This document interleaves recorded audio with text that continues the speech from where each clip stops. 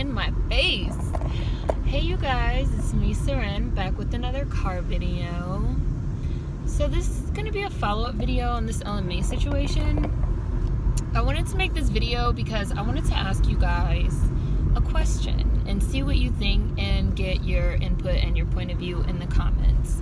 So, as I stated in my first video, the label, which I went out of my way to say in that video, the label sent a cease and desist letter to Jacquees. DJ Mustard also publicly took to Twitter and has also since posted about it on Instagram, saying that the label, which he is a co-founder of, so LMA is like his artist, like one of his actual artists, like not just like a producer or whatever, like LMA is one of his artists. You know, he said that, you know, he and the label sent out the letter because Jacquees was stealing. Those were his words. He said, you're stealing from, I think it's 10 Oak is the name. You're stealing from 10 Oak and nobody steals from 10 Oak. Again, like I said in the last video, T-Pain was brought up because people were like, well, how come nobody called out T-Pain for what he did when he was doing his remixes? And T-Pain said it's because he wasn't making any money off of it like Jacquees. And then Jacquees said none of his videos were monetized. He was not making any money off of any of the platforms where his version of the song was uploaded. Okay, so something that I've seen a lot of people kind of saying and running with is, well, why, kind of to echo what DJ Mustard even said in his Twitter post about, I'm so sorry, I know it's like moving all over the place, sorry guys. Something that DJ Mustard said was that we are picking on LMA, and that DJ Mustard and the label and the lawyers, you know, these are the people that sent out the cease and desist letters, not LMA herself. So why are we being so mean to LMA? And, you know, why are we putting the onus responsibility on LMA and all that? Now, number one, what I want to say is I don't think that anybody is saying that LMA herself personally sat at home and typed up a cease and desist letter and sent it to Jacquees. I don't think anybody believes that. I don't think that's what anybody is saying. I don't think that's what anybody is implying. So it seems like a really extremely literal, like a semantics kind of argument to say like, well, LMA is not the one that did it, her label is the one that did it, her lawyers are the ones that did it, DJ Mustard is the one that did it. Like, nobody literally thinks that LMA typed up the letter and went and like hand delivered it to like Atlanta and like gave it like to Jacquees at his house, like she served him personally. Like, I don't think that that's what anybody believes, and I don't think that's what anybody is saying. What I find to be interesting is that LMA is the artist, right? Oh, you guys can see my finger, sorry, because I was like tilting it up. LMA is the artist, right? LMA is the figurehead. Behind every single, especially mainstream artist, right, there is a whole team. There's hairstylists, there's makeup artists, there's clothing stylists, there's choreographers, there's graphic designers, there are lawyers, there are producers, there are managers. Jesus Christ! I don't know why this shit, I'm like driving up and down some hills right now. I'm not driving where I normally be at, and this thing is just moving all over the place. Sorry y'all. It's like very hilly where I'm at right now. That's why I was doing that. And then I was trying to hold it, but then y'all could see my finger. So it's like behind every artist, and especially a mainstream artist, there's a whole team of people.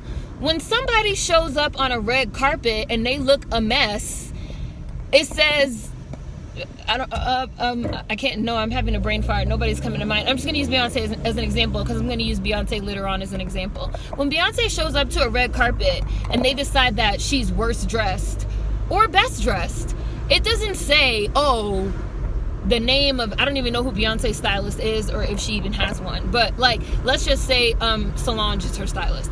It doesn't say, oh, Solange Knowles was best dressed. Oh, Solange Knowles styled Beyonce, and so she's best dressed. When Beyonce shows up on a red carpet, worst dressed, it will say Beyonce is worst dressed. And another example that I used that included Beyonce was Beyonce got hit and has been hit several times with accusations of plagiarism, right? Now, this is Beyonce. Beyonce is not, I mean, maybe she is now, but I even doubt it. This was something, what I'm referring to specifically was in 2011 when the Countdown video came out and Beyonce got hit with accusations of plagiarism. They said she plagiarized this Eastern European artist, the dance moves, and the treatment for the video. Now, Beyonce did not sit at home and think up the treatment herself, because I saw somebody say like, oh, I don't think that LMA was like surfing personally on YouTube and saw Jacquees' video and decided to personally write the cease and desist letter, so why is everybody blaming LMA? Which just really seems like so ridiculous, like so literal. Like when Beyonce got hit with those plagiarism charges, all the fucking headlines said Beyonce, like Beyonce accused of plagiarism. And who had to address it? Beyonce. Who had to apologize for it? Beyonce. Now, Beyonce did say, she said, I have a team behind me. I have a team of creatives that I work with. We do pull inspiration from several different places. You know, again, I work with cinematographers and choreographers and art directors, and, you know, we pull inspiration from different places to try to make something new. You know, if this was too close or too literal, if it offended anybody, you know, I apologize. Beyonce didn't try to put the blame on anybody else. I'm literally just using her because she's an example, because I'm not like a Beyonce hater as a lot of y'all are. I don't love Beyonce, like I'm not a super fan or stan of hers, but like I can like use her as an example because what she did in this situation was like the correct thing to do. She stepped up to the plate, she apologized, she didn't try to throw her team up under the bus. Well, my team were the ones that was going through the YouTube and found the artist and put the moves. That was my choreographer, you know, which she probably could have done, but that's neither here nor there. Beyonce is the brand. Beyonce is the figurehead. You could insert any other artist that you want. Every single artist has a team behind them. Again, that includes lawyers, that includes producers, that includes choreographers, all these different types of things. So it just seems really funny to use, well, it's not LMA's fault, it's the lawyers, it's the team, it's DJ Mustard, it's the producers, it's this person, it's that person, because ultimately LMA is the artist. LMA is the figurehead of the brand. It's her song. It reflects poorly on her career. We don't know the name. I'm sure DJ Mustard himself didn't draft up the cease and desist letter either. I'm sure they have a whole stable of lawyers on retainer. We don't know the names of these lawyers on retainer. You know whose name we do know as the figurehead of the brand and as the artist? We know Ella Mai. And Ella Mai has been quiet as a church mouse throughout this whole debacle, letting everybody throw themselves on the sword for her rather than stepping up and saying anything for or against it, you know? Rather than stepping up and saying, oh, I think this was, you know, the right decision. I think it was something that my label had to do. It's unfortunate that I had to get to this level. Or if she says, oh, I think this was the wrong decision. I think it was handled poorly. Maybe we should have reached out to Jacquees about doing an official remix before a cease and desist letter was sent out, you know, something, because you're the face of the brand. At any moment, you could fire that whole team. That whole team of lawyers could be fired. That whole team of anybody that is associated and affiliated with an artist, at any moment they could be fired. The onus of responsibility when you make a major misstep in your career as an artist like this one is on the artist, right? When Taylor Swift sicks her lawyers on anybody who dares to whisper this sick beat on YouTube, nobody ever says, well, it's not Taylor Swift, it's the artist. We can all admit that Taylor Swift is a snake that engages in snake-like behavior. We do not look for somebody to scapegoat. Again, when Beyonce got hit with those plagiarism charges, it was not the choreographer's name that was all over the news. It was Beyonce's. It was not the choreographer that had to step up and make the apology. It was Beyonce.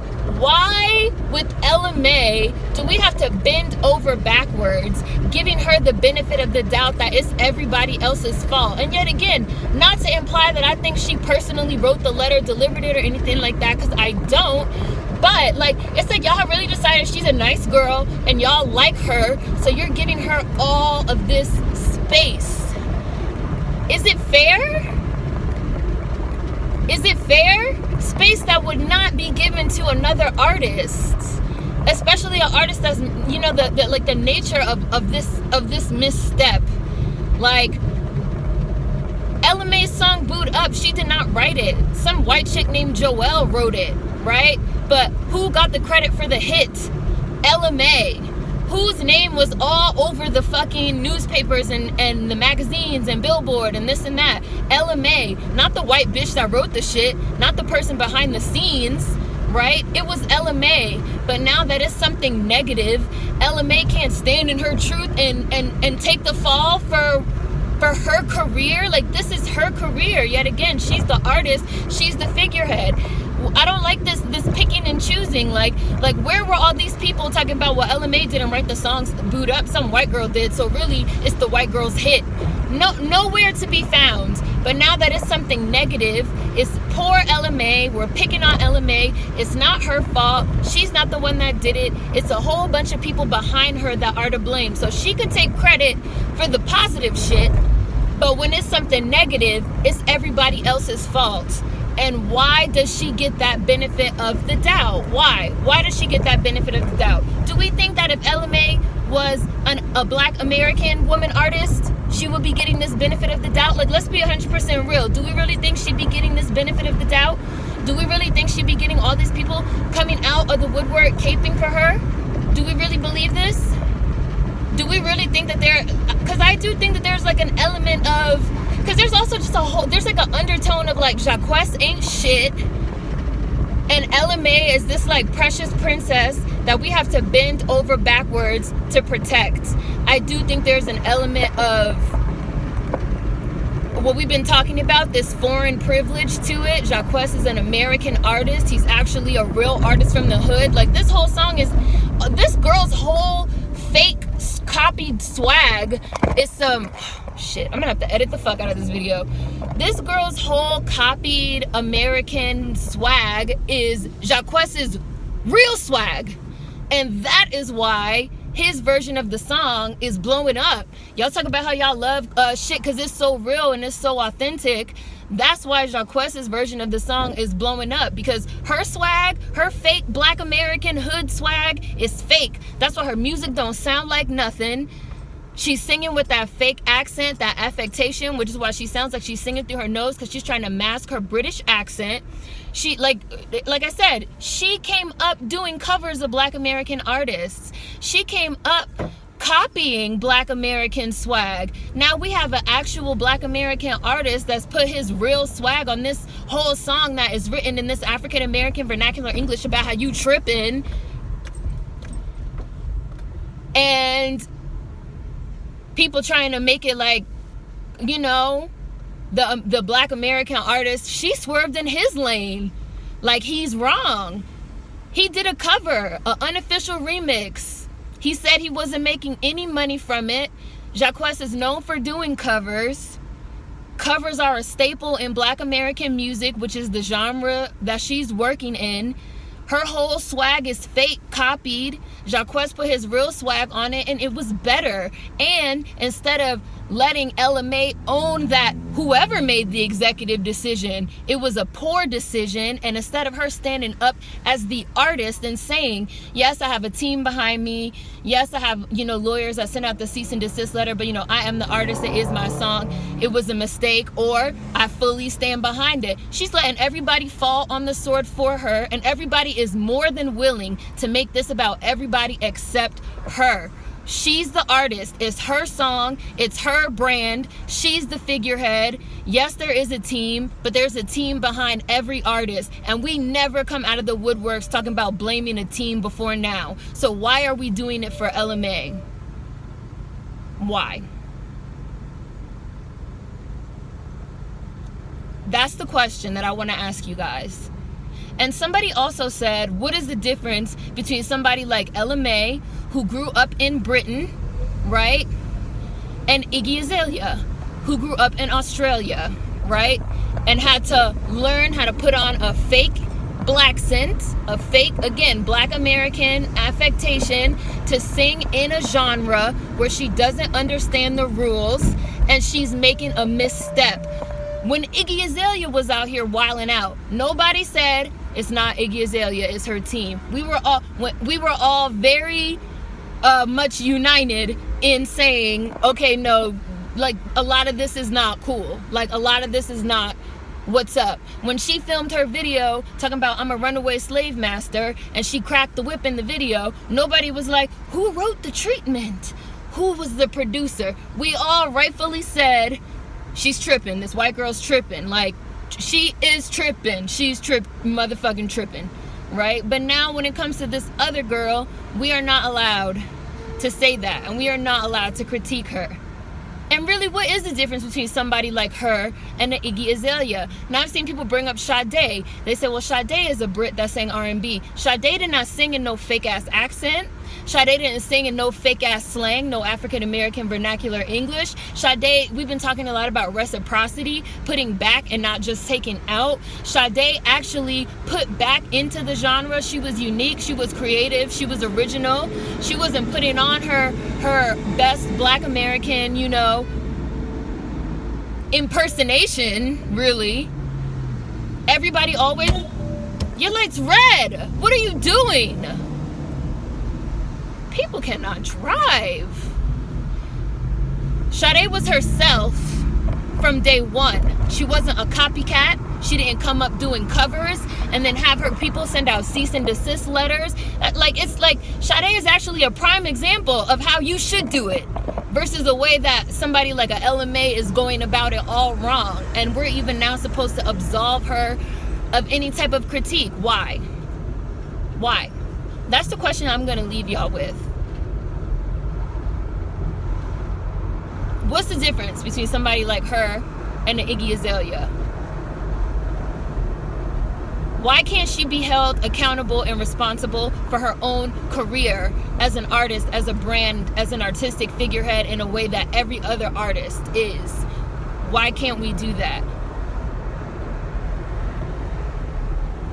Why is there this sort of pitting of the poor foreign, you know, British girl against the ghetto hood black American nigga Jacquees? Like, he's automatically wrong and she's right.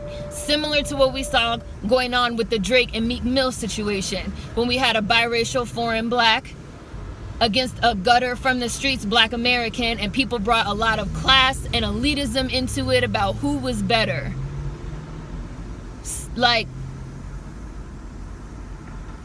this is an ugly situation, and y'all can't just try to cut her out of it. She's the center of it, and blame everybody else. That's it. Part 2. I'm gonna leave y'all with those questions. Let me know what you think in the comments. Sorry for all the jumping around. It was very hilly. Peace.